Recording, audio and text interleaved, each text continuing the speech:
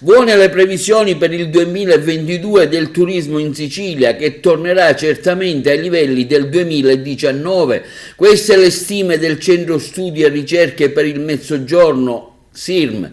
Quest'anno la Sicilia potrebbe sfiorare i 24 milioni di presenze, con un 92% rispetto al record di oltre 15 milioni di visitatori raggiunto un paio d'anni fa, ed esattamente nel 2019. Il ritorno dei turisti nell'isola dopo la pandemia avrebbe effetti positivi sulle imprese dell'indotto. Il settore alberghiero e quello della ristorazione puntano a realizzare un fatturato di oltre 4 miliardi di euro, il 99% rispetto al 2019, mentre il valore aggiunto del settore turistico sfiorerebbe i 5 miliardi, il 95% rispetto al periodo pre-Covid. Il report è stato elaborato dalla società SRM e contiene altri scenari più o meno ottimistici a seconda delle circostanze.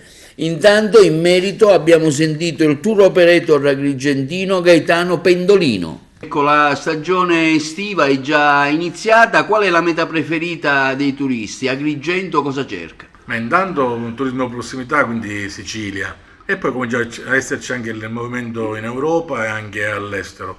Europa, le più gettonate sono sempre Francia, Inghilterra, e adesso comincia anche a essere richiesto il nord Europa con Finlandia, Danimarca, eccetera.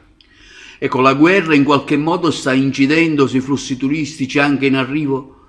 Sta incidendo soprattutto su quelli in arrivo, soprattutto per quelli che riguarda, diciamo, la parte orientale dell'Europa, quindi la Russia, che era un mercato di nostro riferimento molto interessante.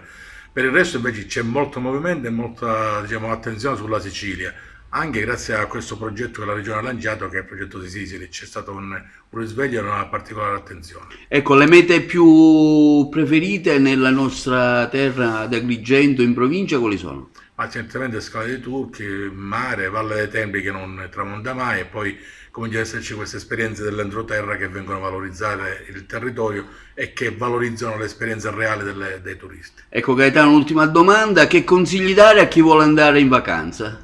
Ma certamente di decidere di partire e poi una vacanza, un posto qualsiasi da raggiungere. La decisione però è importante perché si vive una sola volta e quindi è bene viverla bene.